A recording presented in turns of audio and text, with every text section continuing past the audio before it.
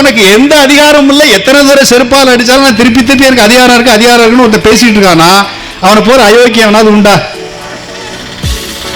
நான் இந்த ஆளுநர் ரவி வந்தன்னைக்கே சொன்ன,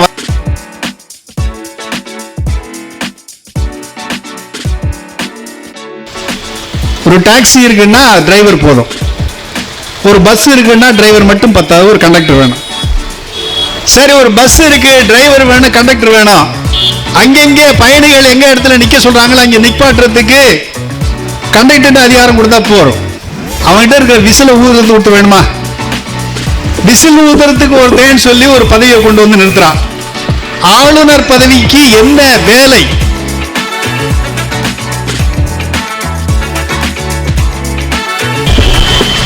ஆளுநர் பதவி தேவையில்லை என்பதற்கு நாங்கள் 100 காரணம் சொல்லுவோம்.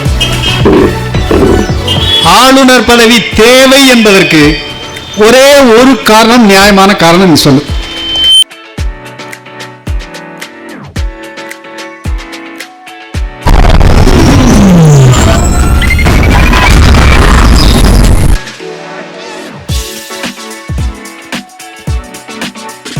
தமிழக மக்கள் முன்னணி முன்னெடுத்திருக்கின்ற மாநிலங்களுக்கு ஆளுநர்கள் தேவையில்லை என்ற இந்த கூட்டத்தினுடைய தலைவர் அருமை தோழர் சுப்பு மகேஷ் அவர்களே, மேடையில் அமர்ந்திருக்கின்ற பேராசிரியர் ஜெயராமன், தோழர்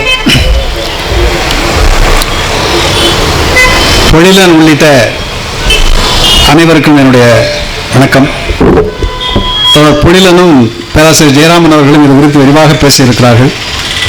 ஆனால் நான் ஒரு சில செய்திகளை சொல்லி நான் முடிக்க ஆசைப்படுகிறேன்.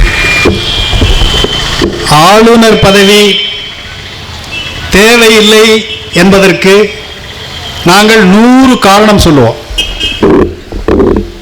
ஆளுநர் பதவி தேவை என்பதற்கு ஒரே ஒரு காரணம், நியாயமான காரணம் நீ சொல்லு. அதான் நம்முடைய கேள்வி. ஆளுநர் பதவியை வெள்ளைக்காரன் காலத்திலே கொண்டு வந்தார்கள் என்று பல தோழர்கள் சொன்னார்கள். தோழர் வேணுகோபால் சொன்னார், பல தோழர்கள் சொன்னார்கள். தோழர் வல்லம்பை சீராதை பற்றி குறிப்பிட்டார். ஆளுநர் காலத்திலே ஆளுநர் கவர்னர் ஜெனரல் இருந்தான், அதனால கீழே கவர்னர் இருந்தான். கவர்னரே இல்லை, கவர்னர் ஜெனரலே இல்லை. இப்ப எதுக்கு கவர்னர் நான் கேட்கிறேன் இல்லையா?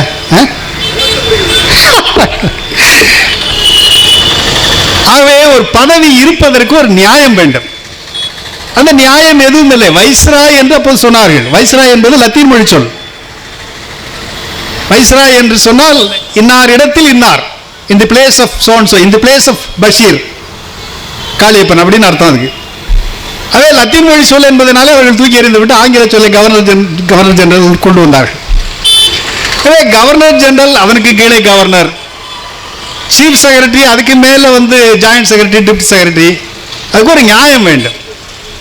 ஒரு டாக்ஸி இருக்குன்னா டிரைவர் போதும், ஒரு பஸ் இருக்குன்னா டிரைவர் மட்டும் பத்தாது, ஒரு கண்டக்டர் வேணும். சரி, ஒரு பஸ் இருக்கு, டிரைவர் வேணும், கண்டக்டர் வேணும். அங்கெங்கே பயணிகள் எங்க இடத்துல நிக்க சொல்றாங்களோ அங்க நிப்பாட்டுறதுக்கு கண்டக்டர் அதிகாரம் கொடுத்தா போறோம். அவன்கிட்ட இருக்கிற விசில ஊதுறது விட்டு வேணுமா? விசில் ஊதுறதுக்கு ஒருத்தன் சொல்லி ஒரு பதவியை கொண்டு வந்து நிறுத்துறான். ஆளுநர் பதவிக்கு என்ன வேலை? தோழர்கள், நண்பர்களே, நீங்களா நிறைய விஷயம் தெரிஞ்சவங்களா வந்திருக்கீங்க. ஆளுநர் பதவிக்கு அரசியல் சட்டம் வழங்கி இருக்கிற ஒரே ஒரு அதிகாரம், மாநில சட்டமன்றம் நிறைவேற்றுகின்ற தீர்மானங்களை கையெழுத்து போட்டு நடைமுறைப்படுத்தணும். அந்த மாநில சட்டமன்றங்கள் உருவாக்குகின்ற சட்டங்கள் அரசியல் சட்டத்திற்கு உட்பட்டிருக்கின்றனவா என்பதை பார்த்து அரசியல் சட்டத்திற்கு பொருத்தமற்ற வகையில் ஏதேனும் அந்த சட்டத்தில் இருந்தால் நீ திருப்பி அனுப்பி சரி பண்ணி அனுப்புன்னு சொல்லலாம். இல்லை, நாங்க செஞ்சிருக்கிறதெல்லாம் கரெக்டா தான் செஞ்சிருக்கோம்னு சட்டமன்றம் தீர்மானித்தால் கண்ணை மூடிக்கொண்டு கையெழுத்து போடுவதை தவிர எனக்கு ஒரு எந்த அதிகாரமும் உனக்கு கிடையாது. இதை அரசியல் சட்டமும் சொல்லுகிறது, இந்தியாவுடைய பல தீர்ப்புகளும் சொல்லியிருக்கின்றன. அண்மையிலே தமிழக அரசு தொடுத்து வெற்றி பெற்ற வழக்கிலும் அவர்கள் சொல்லியிருக்கிறார்கள். உனக்கு எந்த அதிகாரம் இல்லை, எத்தனை தடவை செருப்பால் அடிச்சாலும் நான் திருப்பி திருப்பி எனக்கு அதிகாரம் இருக்கு அதிகாரம் இருக்குன்னு ஒருத்தர் பேசிட்டு இருக்கானா அவனை போற அயோக்கியவனாவது உண்டா? நான் இந்த ஆளுநர் ரவி வந்தன்னைக்கே சொன்னேன். வந்த ஒரு வாரத்திலே ஒரு கூட்டம் நடந்தப்ப சொன்னேன், ஒரு கிரிமினல் கொண்டாந்து தமிழ்நாட்டில் போட்டுருக்கானுங்க, இவங்க குறைந்து குடைச்சல் கொடுப்பான்னு சொல்லி. அதை சொல்ல தோழர்கள் என்ன கவர்னர் போய் கிரிமினல் சொல்றீங்க கோச்சுக்கிட்டாங்க. அவன் கிரிமினல் தான். போலீஸ்காரனா இருந்து ரிட்டையர் ஆகி வெளியில வந்தவன் எப்படி இருப்பான்? கிரிமினல்கள்ல போலீஸ்காரனா கிரிமினலை தாண்டி கிரிமினலா இருப்பான். அப்படிதான் ரவி. ஆகவே நண்பர்களே, இந்த ஆளுநர் பதவி என்பது, ஆளுநர் பதவி வேண்டுமா வேண்டாமா என்பதை பற்றிய விவாதங்கள் எல்லாம் அரசியல் நிர்ணய சபையிலே வந்தது. அப்போதெல்லாம் பல விவாதங்கள் வந்தன. பலர் வந்து ஆளுநர் பதவி தேவையில்லை என்று சொன்னார்கள். ஒரு பேரலல் அதிகாரம் என்பது கூடாது என்றெல்லாம் சொன்னார்கள். ஆனாலும் கூட அன்றைக்கு இருந்த காங்கிரஸ் அரசு பெரும்பான்மையாக இருந்தவர்கள் மத்தியிலே தன்னுடைய அதிகாரத்தை குவித்துக் கொள்வதற்கு ஆளுநர் என்கிற ஒரு அதிகாரத்தை இங்கே கொண்டு வந்து திணித்தார்கள். அப்போது சொன்னார், அம்பேத்கர் சொன்னார், அதை பற்றி அம்பேத்கர் சொல்லும்போது சொன்னார், ஆளுநரை தேர்ந்தெடுக்கலாமா நியமிக்கலாமா என்கிற விவாதம் எல்லாம் வந்தபோது அம்பேத்கர் சொன்னார், நீ நியமிக்க போறியா தேர்ந்தெடுக்க போறியாங்கிறது அல்ல பிரச்சனை, ஆளுநருக்கு என்ன அதிகாரம் கொடுக்க போறேங்கிறதா பிரச்சனைன்னு அம்பேத்கர் சொன்னார். அப்ப அம்பேத்கர் சொன்னதுதான் முக்கியம். ஆளுநருக்கு எந்த தனிப்பட்ட அதிகாரமும் இருக்கக்கூடாது என்பதுதான் அரசியல் சட்டம் வைத்திருக்கிறார். மாநில அரசாங்கம் என்ன சொல்லுவது, on the advice of the cabinet, அதுக்கு உட்பட்டு தான் நீ நடக்கணும்.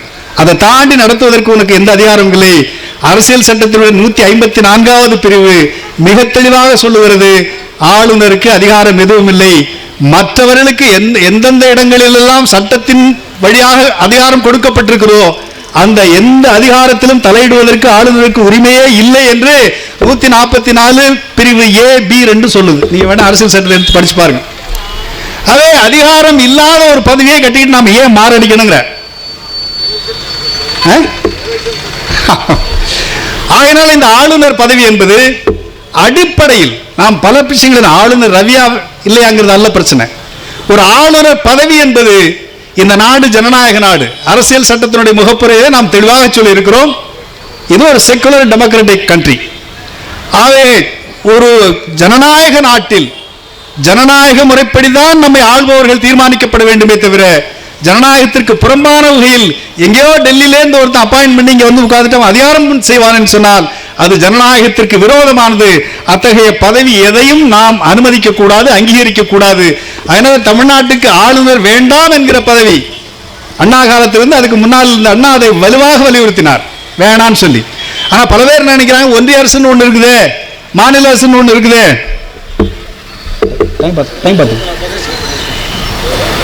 அப்போ இதற்கு இடையிலான உறவுக்கு என்ன செய்வது? உறவு வந்து சுமூகமா இருந்துச்சுன்னு சொன்னா அதுக்கு ஒரு ஆள் வேண்டியில்லை, இருக்கிறவங்களும் இந்த உறவை மெயின்டைன் பண்ணலாம். இப்போ தமிழ்நாடு அரசுக்கு டெல்லியில ஏதாவது பிரச்சனையை பேசணும்னு சொன்னா சிறப்பு பிரதிநிதின்னு ஒருத்தர் வச்சிருக்காங்க. அதே மாதிரி டெல்லியில இருந்து ஒரு சிறப்பு பிரதிநிதியை வச்சுட்டு போ, தான் உளவு பிரிவு அது இது எல்லாம் இருக்குது. என்ன தேவையோ விவரங்கள் தேவையோ சீஃப் மினிஸ்டர் கேட்டு, சீஃப் செக்ரட்டரி கேட்டு முடிஞ்சு போச்சு.